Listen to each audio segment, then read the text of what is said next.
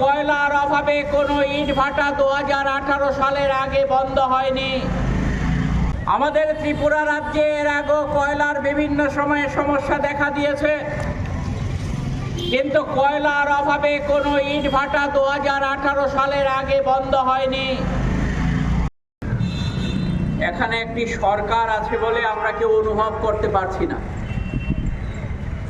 এমনিতেই ত্রিপুরায় সরকারি কাজকর্ম প্রায় নেই বললেই চলে,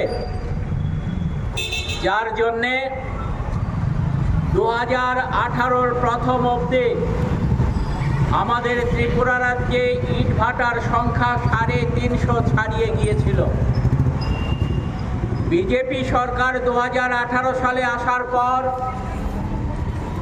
যেহেতু সরকারি স্তরে কাজ প্রায় নেই, উন্নয়নমূলক কাজ স্তব্ধ হয়ে গেছে, তার জন্যে শতাধিক ইটভাটা বন্ধ হয়ে গেছে গত 7-8 বছরে।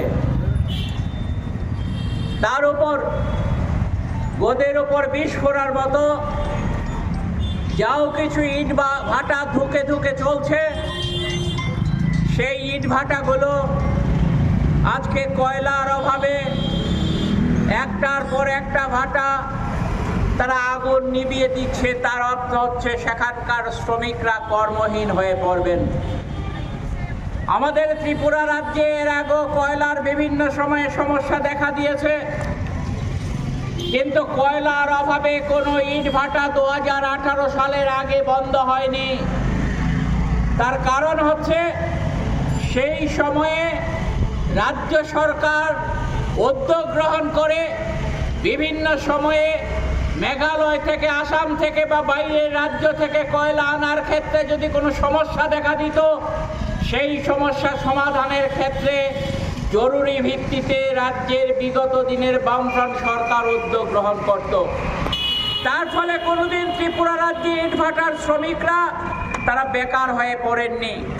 কিন্তু আজকে এমনই একটা অপদার্থ সরকার ত্রিপুরা রাজ্যে আছে, যারা প্রতিদিন বিজ্ঞাপন দেয় কাজ হচ্ছে বলে, সুশাসনের কথা বলে, অন্য আরো অনেক কিছু হচ্ছে বলে প্রতিদিন তাদের ফ্ল্যাক্স লাগাচ্ছে, প্রতিদিন তাদের ছবি বের করছে জনগণের টাকায়। নিজের ঘরের টাকা দিয়ে করলে আমাদের আপত্তি নেই, কিন্তু জনগণের দেওয়া ট্যাক্সের টাকা তারা সেখানে অপ্রয়োজনে খরচ করছে।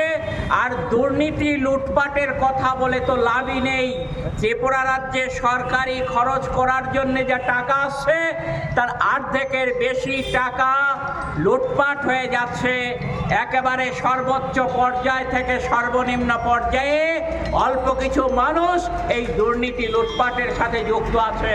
স্বাভাবিক কারণেই শ্রমিকদের কথা, ইটভাটা শ্রমিকদের দুঃখ কষ্ট লাঘব করবার চিন্তা তাদের মাথায় আসে না।